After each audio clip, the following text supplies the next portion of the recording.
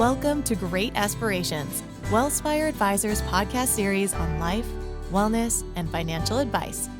Each episode shares the experiences of extraordinary people whose stories inspire others to think big, find balance, and explore the possibilities of achieving health, wealth, and happiness. And now, here's your host, the CEO of Wealthspire Advisors, Michael LaMena. Welcome to Season 3 of Wealthspire's podcast, Great Aspirations. The theme for this season is Life Amplified. During this season, we're excited to feature the inspiring stories of individuals who've achieved fulfillment in life through intuition, passion, opportunity, and determination. Every day at Wealthspire, we embrace the privilege we have to partner with individuals and families that we work with to empower and enable them to live their best life, a life of meaning, fulfillment, and purpose. We could not be more excited to share some of those stories during this season, and hopefully we can inspire, motivate, encourage, and guide others to amplify their life and live a life of purpose, meaning, and joy. Today it is my distinct honor to have as my guest Jim McCann. Jim, welcome to the podcast. Thanks for having me, Mike. Jim is an unbelievably accomplished entrepreneur, a philanthropist, public speaker, and published author. Notably, he's the founder of 1-800-Flowers, a world-renowned floral and food gift retailer based on Long Island in New York. Jim also serves as chairman of Worth Media Group, as well as a variety of other private and nonprofit boards. Jim is also deeply involved in philanthropy, and is especially devoted to helping individuals with developmental disabilities. This includes his continued work as founder and chairman of Smile Farms, Inc., a 501c3 non-for-profit organization he helped establish in 2015. Jim, thanks for being part of our podcast. Thanks for having me. This season has been kind of a culmination of a podcast that first started with us highlighting in season 1, Game-Changing Women of Wealthspire. Then we talked about, individuals, firms that we partnered with to kind of elevate the client experience.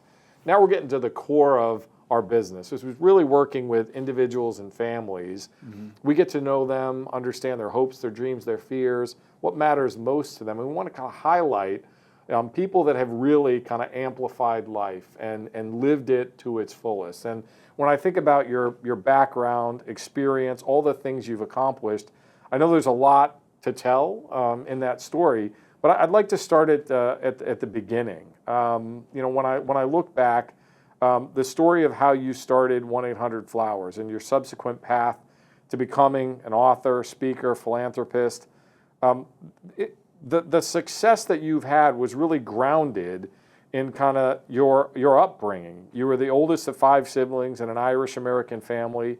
What values, lessons from that, childhood helped shape your perspective on life and work and have kind of led you down the path of success that you've had? Well, it hasn't all been successful, number one. As I think back, we each think we had a special upbringing. And I'm no different. I feel that way too. And I'm a product of that upbringing. I grew up in a neighborhood in Queens, which was a blue-collar neighborhood. Made up of people who were public service, civil servants, a lot of policemen, firemen, a lot of contractors, plumbers, carpenters. My father was a painting contractor. So I grew up, my grandmother lived just a few blocks from us, my father's mother. And so I think back, lessons I learned from my mom and dad, lessons I learned from my dad who was in business, and from his mother who was in the business too. What I mean by that is, her husband, my grandfather, died before I was born, and he died like at 48 years old. My father was just out of the service after World War II, 21, 22 years old, and back in those days, no Social Security, no support net, and so my grandmother decided that she'd have to try and keep the painting business going to provide for her 3 sons, the oldest of which was my dad. And so she said to my father, he was working someplace else, you got to come back into the business now. Right. And you'll run the business, which meant she's going to run the business and he'd be the figurehead. So I had, I don't know, a couple of dozen men working for them. And so they ran the business out of her home. And behind her home was some garages and some storage buildings, and they stored all their equipment there. But her kitchen table was the board table of the company. So we talk about work-life balance. There's no separation, right? There's no a version separation. of family and business, right? Very much. And I'd be around there frequently, around that house, stay at my grandmother's house. And so I'd hear my father and his two younger brothers and my grandmother, and they talked shop all the time. They'd gather in the morning, she'd make them breakfast.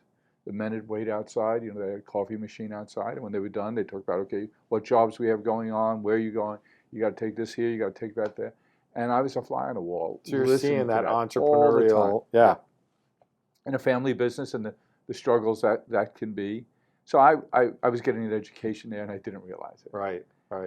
But it also taught me about small business, and frankly, I wasn't a good enough student, didn't apply myself well enough that I'd get a really good education.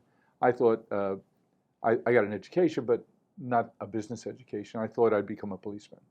And so I went to John Jay College of Criminal Justice, part of City University of New York. But like so many things in life, an accident derailed me, and I wound up working in a home for teenage boys. Okay. And I thought I'd do that for a while because it seemed interesting. And I had a friend who ran a group home, and he invited me to come there and check it out, and I did. And finally, he asked me if I'd give that work a try, and I said, yeah, I'd love to. So he flipped me the keys after I had dinner with him and the boys one night, and he said, you're on duty tonight because I have nobody to work. Wow. So that was baptism under fire. Got it. And it turned out I really enjoyed the work. So I was the live-in counselor in that first group home. I'm sure you had to every day feel the impact of the work you were doing. I'm sure it was difficult, but like very tangible every day. You don't see it right away. You don't see kids' hair grow either, And I was not good at it to begin with. In fact, I was quite bad at it. But talk about life lessons. So all the things I was learning from my father and grandmother and my uncles around running a small business. And I'd worked in retail as a kid. So I thought I understood retail a little bit. But then I'm in this environment and I'm saying, whoa, I'm 21 years old. I was a few months older than the oldest boy in my home. Got it. And it was a rude awakening. And it was a home run so they had group homes, 10 boys in a group home in the community. And this particular community was a very tough community, really tough neighborhood. Right across from the New York City projects that were legendarily tough. And they had a main home where they had about 150, 175 boys. And they had a couple of these group homes. So I was living in one of them, and I went to the fellow who ran the whole agency, the St. John's Home for Boys. And I told him I was going to be leaving to work because I really wasn't good at it. And he was a member of a religious order, a brother. They were brothers and priests. He was a brother. And he was a very wise man. And he said to me, I'm not going to let you go. Okay. I said, what do you mean? He said, you have a feeling for this work, and we can't let that go to waste. Let's spend some time together. So he mentored me. So he saw something in you that you I necessarily didn't see in yourself. Either that or he was just conning me because he needed workers. But what he did was he took me back down the path of showing me, okay, who's successful running these group homes? And one of the things he first brought to my attention was I came to work and I reacted to what was going on. This one got in trouble with the police. There's a problem with the school. There's a fight between these two guys. I'm trying to break them up. And when I looked and I saw who was doing a good job here, they all had a plan. They came to work with things that they wanted to achieve. Everyone knew they had to get these things done. And I was like, wow, having a plan really matters because you're so much more likely to impact things in a positive direction and less likely to let other people co-opt your agenda. Right, sure. And the other lesson I learned, Brother Tom's tutelage was, I realized I was trying to have a relationship with a group. Okay. You don't have relationships with groups. You have relationships with individuals. Sure. And he showed me how other people who were really successful found a way to make each relationship different and special. And that was like a big, big unlock for me. That people wanted to know that you cared, These are tough kids. They came from horrible circumstances. They wanted rules, and I wasn't. They crave structure, and right, and I wasn't providing it. right. And they wanted to know that I really did care, and I did, but I wasn't evidencing that. I was trying to I think I did a year of volunteer work as a teacher in the Bronx, and very similar experience. Like I saw kids that did not want to leave the school at the end of the day, and I kept asking, like they're not like eager to leave, and the light bulb went off for me. That was the place where they had structure and comfort, and stability and safety, right? So that's really interesting. Mm-hmm. Some early life lessons. You're exposed to kind of entrepreneurial, small business at home. You're seeing that, learning on the fly, but not necessarily knowing you're getting an education. Yep. Then you get into social and of course, work. I'm working for my dad, so you know, if his philosophy was old enough to walk, old enough to work. Right. So you're getting work ethic, certainly. Exactly. You know, he had to be the first one in every morning. Right. And this was God early in the morning. Yep. and you know, I remember one thing he told me. I'm on the job, so what do I do as a kid? I go and get coffee for the men at 10 o'clock in the morning. They start work around 7:45, 8 o'clock. And then I go get lunches. And then I do all the dirty jobs that the men didn't want to do. But I went to my father and I said, you know, when they have a coffee break, you know, they're complaining about the boss. And I'm getting into it with them because I'm the boss's son, you know. And he said to me, you can't do that. He said, learn how to not hear. Yeah. I said, he said, look, everyone complains about the boss in every circumstance. And it's an outlet for them. It's something they need to do. Sure. And he said, so you got to not take it personal and you got to not hear them. And so, you know, so many lessons you'll learn along the way. Sure. So you're getting this perspective, you can't react, you have to have a plan.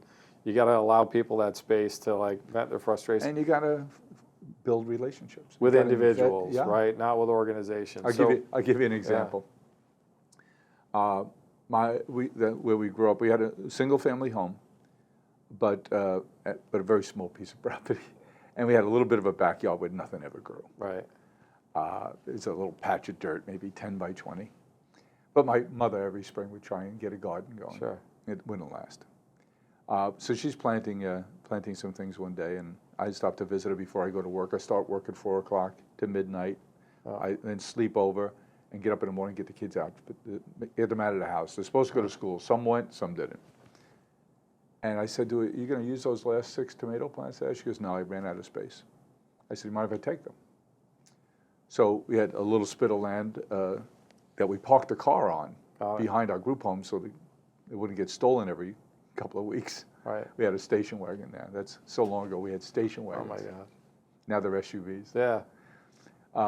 And I decided, well, we're not going to park the car there. I'll park it toward the front, and I'm going to start a garden. And one of my guys, who I didn't have a good relationship with, but he didn't give me much trouble. And he went to Far Rockaway High School, and he comes bopping through the fence one day, and he sees me planting these tomato plants. He says, what are you doing, Mr. Jim? I said, I'm planting tomato plants. He goes, tomato plants? What do you mean, tomato plants? I said, well, this is how tomatoes grow? He said, and then he's laughing at me. He says, these aren't going to last here. Right. Unless you can smoke them. These guys are going to rip these out in no time. Right. Well, that became by accident, how I figured how to have my special relationship with Norman. It gave you a point of connection. Because every day you come back in around the same time. And now we're talking. I'm working on the plants, and he's talking to me. And now I hear he's got a problem with Jose, and how they're going to work it out. They have the same girl they're both interested in, and now we're talking. And now I got a few more. I went to the hardware store nearby, got some more tomato plants. Now I got quite a few tomato plants going. And this guy loves BLTs. Okay. So I said, soon you're going to be able to take a tomato off one of these plants and go in. We had what we called house mothers at the time who would do the shopping and cooking for us. And I said, you go into Dorothy, and she'll be able to make you up a bacon, lettuce, and tomato sandwich, and it'll be a tomato that you've grown. Wow. You're kidding me? So that was every day. That was our time. Now, I started at 4. This would be around 3:15. And that was our time. Wow. And one day, he comes in through the same hole in the fence. It was like a stockade fence. And he's got a broom handle in his hand. I figured he and I are going to do a little cha-cha here. But it wasn't. He said, I found this. I thought you could use it like you were putting those other pieces of wood in the ground and tying string to it. Maybe you could use it. It's a little more sturdy. all of a sudden it's not my garden anymore. Right. It becomes Norman's. Right. And he's taking care of it. I'm buying him more stuff. He's planting stuff. Lettuce, we're planting lettuce. Right. Lettuce grows. We want to grow here. Right. And one by one, you find a different way to have your time, your investment and relationship. And that was a big unlock for me that Brother Tom drove home to me. That's awesome. So tell me how you pivot from that experience in social work. You came in, this isn't for me, you get some mentorship, you're learning a ton. Clearly you're having impact doing it.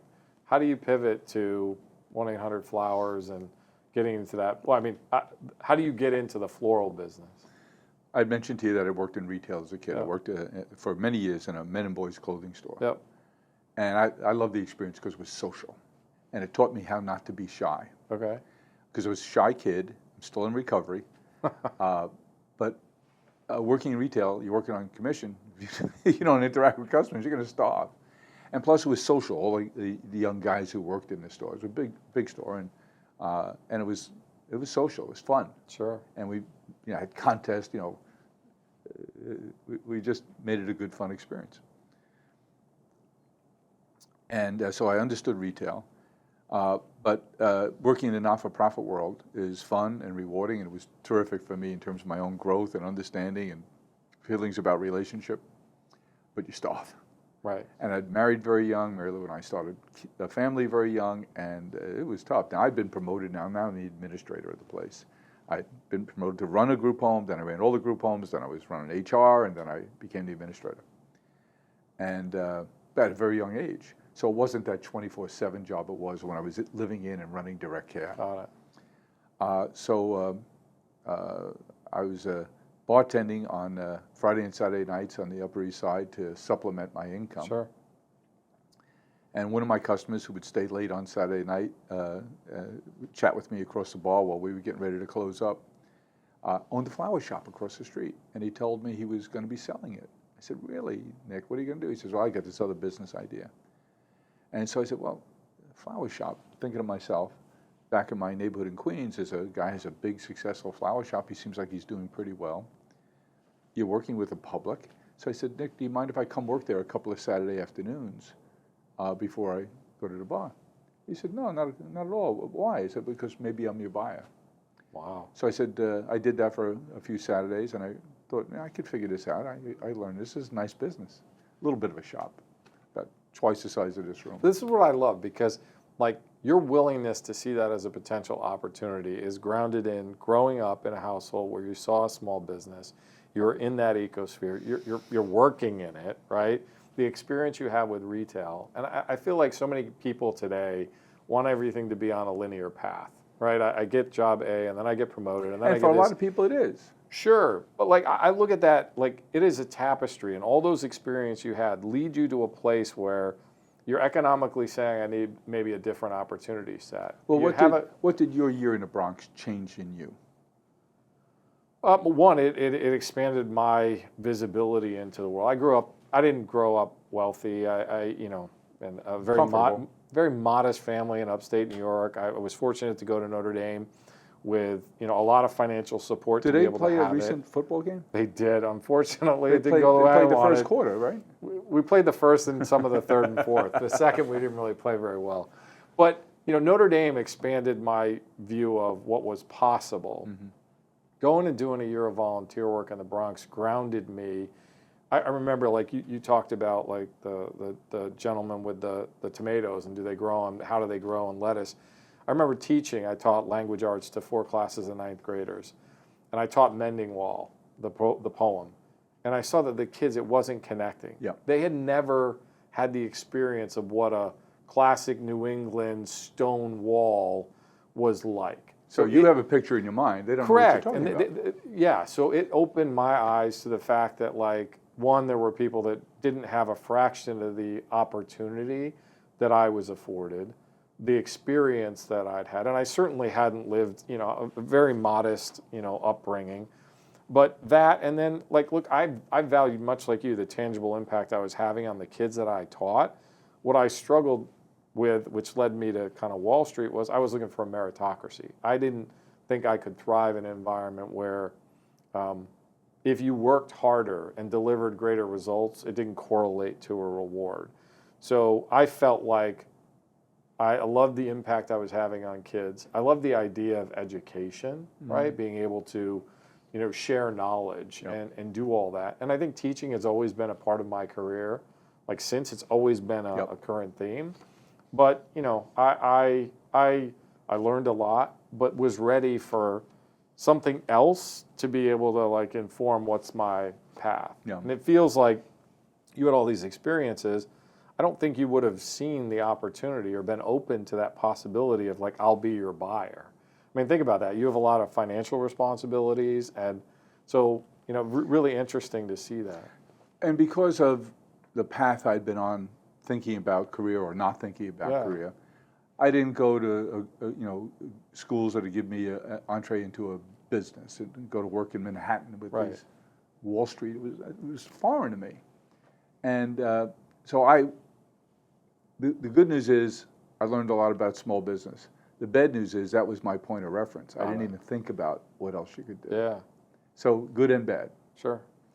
And so when Nick told me he was asking $10,000 for the business, and I tried it out, and I said, geez, I think I'd like this.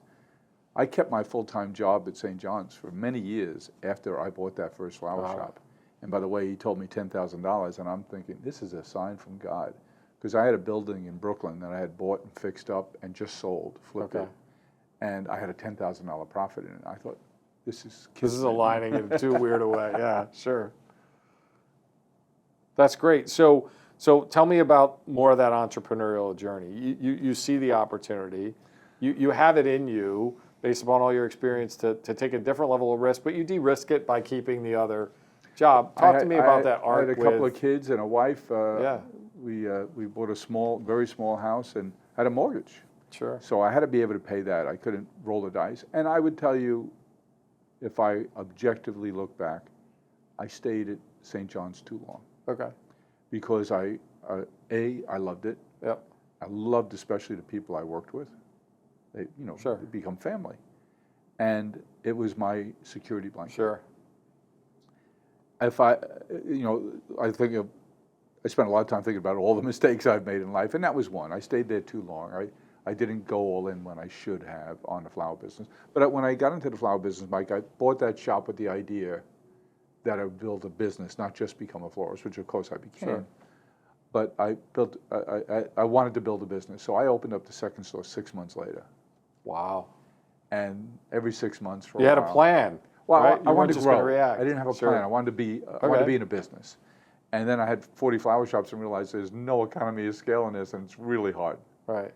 And that's when I decided to change the name of the company to 1-800-Flowers and go to the customer a different way. So tell me a little bit more about that early adoption of, online retail, partnerships. I mean, you had built the business kind of bricks and mortar, right? Saw the limitations of scalability. How did you see forward and have, the vision to be able to kind of lean into some of that stuff? It was so early, long even ago. Buying like the 1-800-Flowers. It was so long ago, Mike, that 800 numbers were new. Right. And we were the first company whose name was its telephone number. Right. And when I changed the name of the shops, when I got a hold of that number, and I changed the name of the shops to 800-Flowers, not 1-800, 800-Flowers. I remember someone asking me, why 800-Flowers? I said, because it's a phone. Oh, no, he said, why 800? Why not 799? I said, because it's a phone number. He said, oh my God, people. So there wasn't even that. They connection. Don't get wow. that it was because it was so new to 800 numbers. So then we put the 1 in front of it so they'd get it. Wow. And the reason I was so enamored by buying the company that had that telephone number in it is, I figured everything's should be about convenience. Convenience always wins. And I have a friend who I think is a very smart guy. His name is Bob Pittman. He runs iHeart Media now. And back, I forget what he was doing then, but he'd say to me all the time, when I first met him, he was running AOL. Okay. He and Steve Case and Ted Leonsis was running AOL. And I remember Bob back then saying, convenience always wins. And he said mobile phones were terrible in the beginning. Sure. But they were convenient. He said, this is going to win. And of course it has. So our feeling was, what technology is coming along that'll make it more convenient for people to act on their thoughtfulness? And clearly, if you had before there were even mobile devices, and mobile devices now don't even have an alpha keyboard anymore. Sure. A lot of people still call us. Right. But we just felt convenience should be what rules the day. And everyone in the flower business was telling me, this will never work. People don't want to call and order flowers 24 hours a day. They don't want to use a credit card to buy flowers. Right. So what gave you that conviction? They were wrong. Right, but what gave you that conviction to see something that others? Well, I figured we could create a brand Yeah. just around the idea of coolness. This is unique. Emerging. Company's name is his sure. telephone number. And I just felt convenience would win the day, and thank goodness that worked out. That's awesome. So entrepreneurship is famously intense, difficult. I know family is something you care a lot about. How on that entrepreneurial journey did you balance, running a successful business, launching a successful business, growing it, at the same time you're for a period of time working, in the social work as well, raising a family, and also I know you're a, voracious learner. How do you balance all those things when you look back? How did you do that? I just had an opportunity to work with a terrific guy, and we wrote a book together at his suggestion. His name is Dr. George Everly, and George is brilliant and a wonderful guy and has become a good friend. And he and I had this discussion just last year about work-life balance. He goes, there's no such thing. Right. I said, but everybody talks about work-life balance. He goes, there's work-life integration. He said, especially if you're an entrepreneurial type, you're going to be working all the time. And it was that unlock that I came to without being able to have the good definition that George put around it. I tried for the longest time to have this. This is work time. These are work friends. These are social friends. It's nonsense and impossible for me. And being in a small business, and I was going to talk shop all the time. And I wanted my kids to learn. I didn't want to overwhelm them. Well, it was also what you experienced as a kid. They also right? worked in the business. Sure. Mary Lou, my wife, worked in the business in the beginning, not for long, because we decided to stay married instead. But it was impossible then to do work-life balance, and today it's integration. So if I'm working on this book with George, and we're using that content in our newsletter that we're writing, which is it? Is that work? Is that interest? Oh, it's interesting as it can be to me. Sure. But it's work-life integration. And if I have Dr. George to the house for dinner, and I make sure my kids are there with my grandkids because I want them to be exposed to him, is that work or is it family? The answer is yes. It's all of the above. So once I got over trying to do balance and do integration, it was easier to manage. Not necessarily good at it, but it was easier to manage. And it ebbs and flows. There's going to be a time where work demands more and a time when family may demand more. But if you think about it in a holistic way, it gives you an ability to kind of flex. This is also interesting because we work with a lot of people, and one of the standard financial goals is how do I prepare for and get to a place where I can retire? I honestly think the view of like retirement as a binary switch is flipped, like has completely dissipated. It's changing. Right. It's how do I evolve? Except it depends on what kind of work you do. Sure. If you're digging ditches, right, you're going to need to retire from that right. physically. Physical limitations. Sure. If you're a long-distance truck driver, you're going to need to retire from that because of the demands of that physicality and concentration. But if you get to do phony baloney work like you and I, what's so attractive about not doing anything? Well, it's just the idea that like retirement isn't I'm just going to put my feet up on a chair on a beach and vegetate. Like it opens up different opportunities for people to explore different things. I mean, you're writing a book, right? And wrote a book. I think that reimagining what's possible. Yep. And viewing kind of it as an opportunity to explore different things. Let me tell you about a lady I'm a big fan of. Her name is Cynthia Covey Haller. Okay. Her father was Stephen Covey. And she's the oldest of his 9 children, and she used to work with him on his project. So she worked with him on the 7 Habits of Highly Effective People. Sure. And she was working with him, working on a project on a project with him when he passed. And then she decided, I'm going to go back and finish that work we were doing together. And she wrote this wonderful book. And sometimes you hear something and a light bulb goes off in your head. It changes how you think about things, reframes things. And her book title did that for me. The title of the book is Living Life in Crescendo. Okay. And she purposely chose a musical term. Mm-hmm.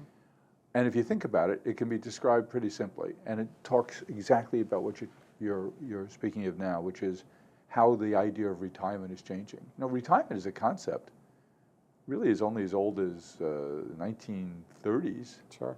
When Roosevelt introduced Social Security. And of course, he picked a retirement age of 65. You know what the life expectancy was at that time? 62. Sure. So he built it so that it wouldn't run out of money. Right. And then we fooled him. We're all living longer. And but her point was, why should you unplug and go off? For some people, they want to go fish every day. Fine, whatever floats your boat. But for many people, she said, you're at the point where you know the most you're ever going to know. You have a great big network, personally, professionally. You've had great experiences. You have a lot to offer, a lot to contribute. Why would you unplug from that? She said, you might choose to do different things. But even if you leave your career at XYZ Co., let's get involved in what can you do in your community? What can you do with charities in your areas of interest? What can you do to mentor other people? You can be busy and have the time to do the things you want to do and still be productive and contributing. So when I heard Live Your Life in Crescendo, and she said to me, and I've gotten to know her, and she's a wonderful lady.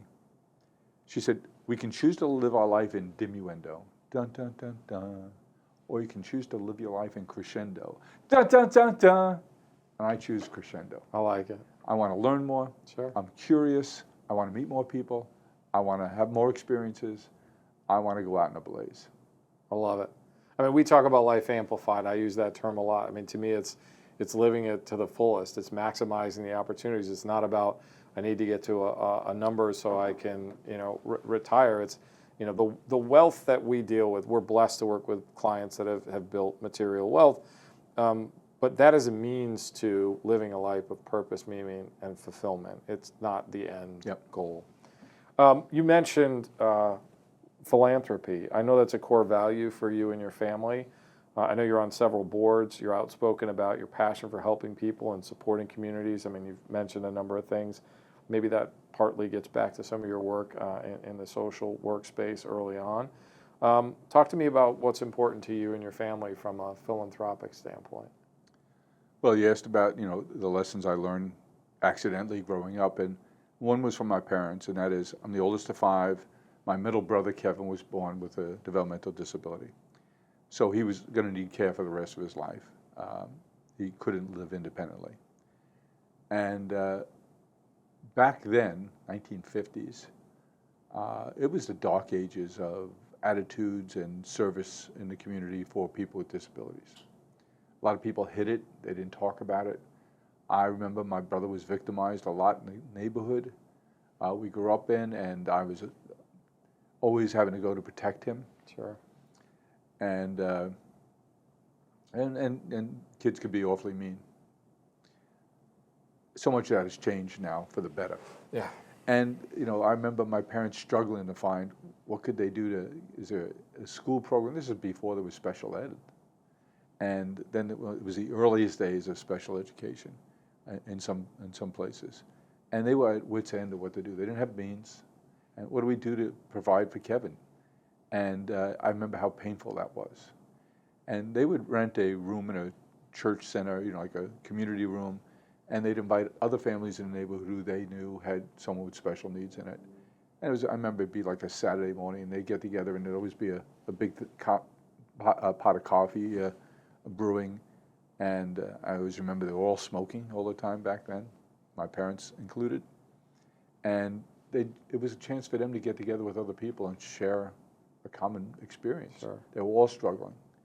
And it was a chance for me, the kids, to get to play with other kids. It was a chance for the people with special needs to get to see other people like themselves. And they did that, and then it became an organization that they'd go to other communities and help them set that up. So we were dragged along to all of that stuff. So we saw it early. And then good news is Jean Kennedy Smith, President Kennedy's sister, created Special Olympics. And that was a huge unlock, and it became very much a part of our family life. Living in New York, they had the New York State Special Olympics, and every June they'd have a statewide Special Olympics. So my brother would participate in Special Olympics on Long Island, or in Catskills, or wherever he was living at the time. And then we'd all go as a family. Sure. We all now have our own families, the five of us, and except for my brother, and that would be our family vacation. We'd all drive up to some upstate city and rotate around upstate, be in Utica, Rochester, Buffalo, Albany, Elmira, and it was a family vacation for us to get together and cheer my brother on, and we'd all volunteer, and I had huggers, so when everyone finishes a race or throws a shot put, we'd all go and hug them. And it taught us so much about helping other people, and that was my parents doing. And so it became especially important to us as a family. And then my brother lives in a wonderful group home now here on Long Island, in an agency that was started by a guy who's become a good friend of ours. His name is Walter Stockton. And Walter was a teacher at a college on Long Island. And back then they were closing the state schools after what they called the Willowbrook Decree here in New York State. Geraldo Rivera, who was an investigative reporter for ABC News, snuck into Willowbrook with a hidden camera and filmed the horrific conditions. And that caused the governor to say, we're shutting these hospitals down. We'll give them care in the community. Well, there was no care in the community. Right. And so Walter goes to a local Rotary Club and said, guys, you know, a lot of these people being put out of that place, that horrible place, are from this community. Why don't we pass the hat, raise some money, and I'll volunteer to open a group home. Wow. New concept then.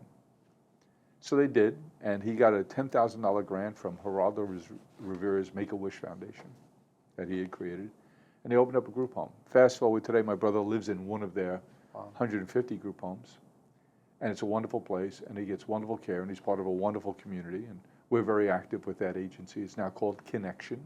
Then it was the agency he was in was called IGHL, Independent Group Home Living. They've rolled up a few agencies now, Walter has, and providing terrific care for 7,000 or 8,000 people a day, daycare programs. But he called my brother Chris and I. My brother Chris, 10 years my junior, the youngest of the five, working with me. He was running the company at the time, running the flowers companies. And Walter called and said, you know, your brother Kevin could be doing a whole lot better if he had a job in the community. But I can't find him one. And I have hundreds of others here who could be benefiting, and I can't find them jobs either. So he said, but I have an idea. Why don't the three of us have dinner? Bring your checkbook. So we had dinner, and he said, there's a piece of property for sale. I'd like us to buy it, create a new not-for-profit. You fund it, and we'll build greenhouses on that property, and we'll grow things, which would be good work for my people, your brother included, and you'll guarantee that everything we grow gets sold because you get your BloomNet florist to buy it all.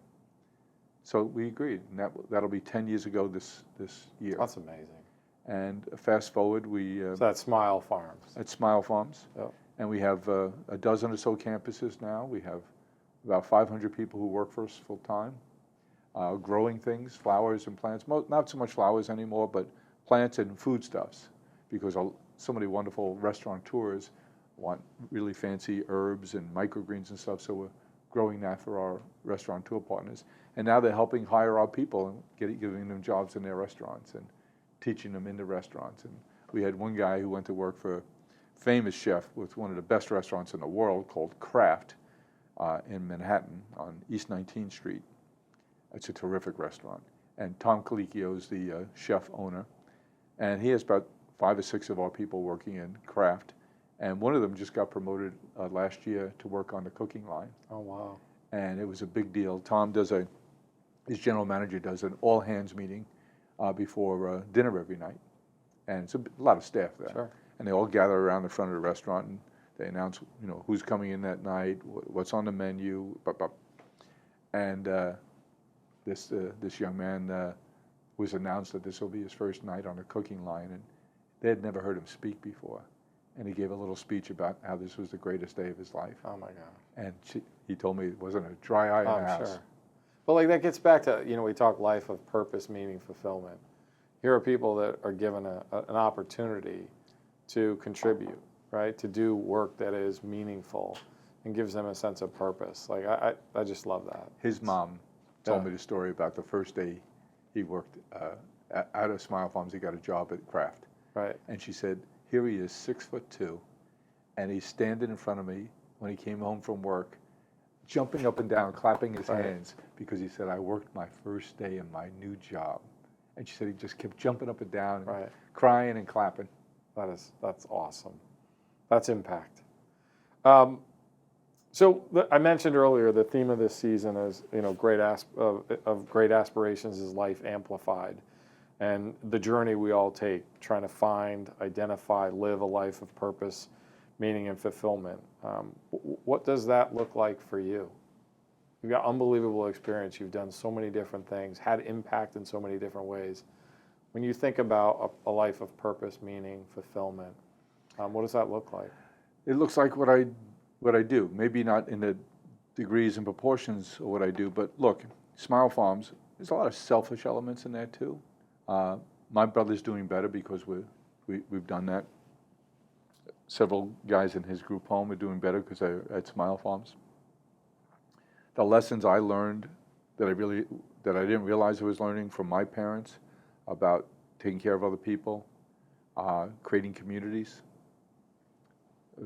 around special circumstances, needs, and things. I didn't realize I was learning those things from them. And maybe they didn't realize they were teaching. But Smile Farms, selfishly, my kids have learned those lessons now because they all volunteer, they work on the board. My grandchildren, they're now getting permission to take a half a day in school to be at our fundraising events, our golf outings and our dinners, to do the check-in table, to learn about being around people who have special needs. It feels like there's a theme around that experiential element, right? Like you learn so much through experience. Sure, absolutely. A year, but it was 100 years worth of learning. Absolutely. So the selfish element is I get to make sure my kids and grandkids get the similar education that I got from my parents about helping other people, about the fun it can be, creating community, and it has a benefit to the flowers companies. Sure. Because yes, we fund a lot of the work. Flowers does. Our customers do. We do as a family. But the kind of people who choose to work at 1-800-Flowers. Everyone told us this generation would be self-centered. They only care about themselves. And it's the exact opposite. Nonsense. They care more about impact, and they want to know what your purpose is. What's your why? If you can't articulate that, like they don't want something that's just a job. We talk all the time about how are we having impact with our clients? How are we having impact with our people? How are we having impact in our local communities? When I hear everything you've said, you got early lessons from your parents that highlighted that, right? Mm-hmm. So when you come to work at 1-800-Flowers and you come in to fill out an application, and you see our guy from the mailroom pushing his cart with his cane, his walking stick, his brace, and he's got SpongeBob wired on the front of his mail cart. That tells you either you want to work here or you don't want to work here. It tells you what we're about. And he just celebrated his 25th anniversary with us. And that helps people self-select. So when I see the young lady in our office who I worked at a check-in table with at one of our outings back in the fall, and she was a friend of one of our employees, and she came to volunteer that day, and I see her in the hall, and I said, "What are you doing here?" She goes, "I started working here on Monday." I said, "Why?" She goes, "I got to know so many people volunteering at Smile Farms, and when I graduated, I decided this is where I want to work." I said, there's another benefit. Well, she said, "This is, I really appreciate what you guys are all about, and I wanted to be part of it." That's great. So it's got benefits beyond the obvious. So what other advice do you have for people, that want to live their best life? I mean, I know you've recently written this book, and I think that's, provides some insight into lessons learned, right? What other guidance do you have for people that, you only get one chance to go around this? Yeah, so you should be as productive as you can be. Is certainly something I've taken from it. And to be your best self is the way you put it, Mike. Here's the accident of this book. I told you about George Everly. At the beginning of COVID, I didn't know what to do in terms of communicating with our community, our customers. I began calling them a community around then. So a young lady who was my chief of staff at the time suggested, well, why don't you write a letter to your customers telling them what's going on, how we're reacting to this, how it's impacted COVID. Remember the shutdown was ominous. And we didn't know how long it was going to last, how severe it was. A lot of people were dying. And so we couldn't say, hey, buy our flowers. It's obnoxious. So I took her advice and I penned a letter to our customers, which I sent out on Sunday. And fast forward, we have 10 million subscribers to that today. I still do it every week. And we get to talk about what business we're in, which is relationships. Sure. But I started getting questions from our community. People would write back to you and say, geez, I love the way you talked about this and that. He said, but what do I do with my kids who are out of school and I'm afraid that they're going to atrophy in terms of academics and socially? And so I didn't know how to answer that question. So I went around looking for people I could get to help us to answer so many of these questions and contribute to this dialogue that was going on. And I had read a letter, an article in Psychology Today written by Dr. George Everly. And it was late March or April of 20, right after this broke out. And I thought, this is brilliant. He was speculating how he thought this lockdown would impact our relationships, family relationships, business relationships. He talked about micro relationships. The relationship you have with the barista in the coffee shop, he doesn't always wait on you, but you know him and you give him a wave. Hey, did you see the Notre Dame score? Yeah, I saw it. Got to keep rubbing that one in. Huh? And so I wrote him a fan letter. I said, Dr. Everly, I think this is terrific work. I think you're spot on, and I hope we have occasion to speak someday. And he wrote back. He says, well, I'd love to speak to you. Why don't we do it? So we did, and I invited him to become part of our Connectivity Council, which was at that time about a half a dozen of these really bright and insightful people that I had gathered to help us interact with our community and answer their questions, and then suggesting themes that we would cover and write about. And George was one of the first people I asked to join that group. And about 2 years into that, he calls me and said, I'm loving this work we're doing together. And I know you are too. He said, I have a suggestion. I said, what's that, Dr. George? He said, why don't we write a book together? I thought, what the heck could I bring to this? This guy's brilliant. Right. And so learned, and he's an extraordinary guy, and I'll tell you a little bit more about him. But so, not reluctantly, quickly I agreed, even though my wife was objecting. We were in the car when he called, and he was on a speakerphone. She thinks I might be overcommitted. And why did I do that? It was a chance for me to learn, to hang around with this guy for 2.5 years and soak up his brilliance and work with him on this project. It was a kick of a lifetime for me. That's awesome. And now he's suggesting we do another one, and I'm like, I have a day job, George. But let me tell you a little about him. Sure. Born in a small town in Maryland, outside of Baltimore. He calls it Leave It to Beaverville. It was just idyllic. But he was not a good student. He was a horrible student because he had ADHD, undiagnosed at the time, and he was dyslexic, severely dyslexic, undiagnosed. So junior year of high school, his dad was a businessman, a CPA, and his dad gets called by the guidance counselor and said, look, your son George is a okay kid, but he's going to have a hard time graduating from here. And he's certainly not going to college. So my suggestion is try and find him a job at a factory, gas station, pumping gas, something where he can earn a living, and you might want to take him out of school now so he's not competing with his other classmates at graduation, because he's going to need a head start. And George's father told him that story at lunch the day he received the first of his PhDs. Wow. And George said to his father, "Dad, why did you never tell me that story?" He said, "Because I didn't want it to become self-fulfilling." Sure.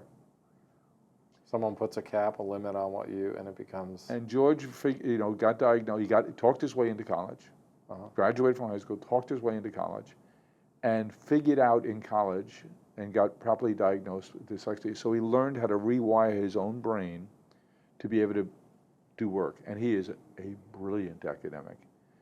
He's taught for 40 years at the university level between Harvard and Johns Hopkins. He's still on the faculty of the School of Medicine at Johns Hopkins and at the Bloomberg School of Public Health. Lodestar, the book we did together, Sure. 29th book for George. Amazing. Couldn't read a book. So when our editor sends him back the manuscript when we submitted it and said, "I've made some edits, read every word of this carefully and make sure it's exactly the way you want it." And George laughed. He said, "Do you know who you're talking to? I can't read." Right. He certainly can write. He certainly can write, and knowledgeable. Oh my goodness! But so he didn't have a straight academic career. Sure. His dad was, so he became an accountant. Then he said I wasn't stimulated by that, so he went back and got an MBA. Oh, by the way, being dyslexic, he can't read a note of music, but he taught himself to play the sax, and he toured with the Temptations and Gladys Knight and the Pips, all on the side. And he became a professional bodybuilder. And he became a consultant to the U.S. Olympic team for weightlifting. And using his visualization techniques, got to improve their weight lifts, Olympic over Olympic, by the largest margin ever. So, musician, author, researcher, expert on PTSD. He's worked in 40 different countries helping governments to help communities recover from major events. He created something called the Johns Hopkins Psychological First Aid Kit. He works with first responders on how to deal with stress. He created a whole program that's taught all over the world now. So get to hang around with this dude, who's a wonderful guy and now a good friend, and get to expose him to my kids and my grandkids. That's living large. Well, that's awesome. And I love that somebody at an early stage in his life is ready to put limitations on when you go through everything that George has accomplished. Just amazing to see how much impact and how much value he's created. I could say the same about you. I mean, when you think about a life well lived, all that you've accomplished as an entrepreneur, as a philanthropist, as a family member, as somebody who's impactful in community. I also know that you're an investor in relationships with people and a connector. And I hear your passion and energy around it. So I think just in your example, it is a great North Star for people in terms of a life well lived and a life of purpose, meaning, and fulfillment. Any last things you want to share with our audience? We're talking about Smile Farms. You're saying, look what you built in 10 years. And I'm saying, look how much more we have to do. So my last thought is, if you want to come help us with Smile Farms, we could use all the help you get, because the need is almost insatiable. A week doesn't go by that I'm not introduced to a family, and I know this story is the same every time. Just Friday night, I met a young man. I was asked to speak to a group at Fordham University, and I met this young man there from Long Island. We were at the Manhattan campus, and he tells me about his mom and his sister, and I spoke with the son who I met and his mom on Friday night. Has a 33-year-old daughter, developmentally disabled, and she had a job, but it was in retail, and the holiday's over, so now she's down to 4 days a week. So she's bored, she has nothing to do, she's depressed, she's having all kinds of health issues. As a result, I would diagnose. But so mom is saying, well, maybe I open up a thrift store and get her something to do. And so this young man asked if I would speak to his mom and maybe talk her out of it. But I think there's some things we can do to introduce her to the right people, and we already have, so I hope that goes in the right way. But if you have the time and the effort, there's so many organizations that could use your skills. Your skill might be stuffing envelopes, or it might be being a receptionist. My wife volunteered outside our home for the last 30 years at the nearby hospital. And it's social for us. And it can be social and meaningful for you too. Well, I think it's great guidance. I mean, we're humans, we're on this journey together, and there's so many ways to drive impact, but when it's human and real and tangible, I think it does something to your soul. So. Dr. George has taught us that you can measure chemically and electronically the center of the brain when you do something for someone else. The dopamine release is measurable and impactful. So I have a terrific board member at Flowers Companies called Larry Zarin. His name is Larry Zarin. And he coined a phrase for us that just encapsulates it all. It says, giving is the gift. So yes, you're doing something nice for somebody else, but you're self-rewarding yourself in terms of the dopamine release. I think that's a great way. We'll end on that. Thank you, Jim. Absolute pleasure. Thank you, Michael. Thanks for listening to this episode of Great Aspirations, presented by Wealthspire Advisors, a registered investment advisor and subsidiary company of NFP Corp. If you have feedback, including suggestions for future topics and guests, contact us at clientrelations@wealthspire.com.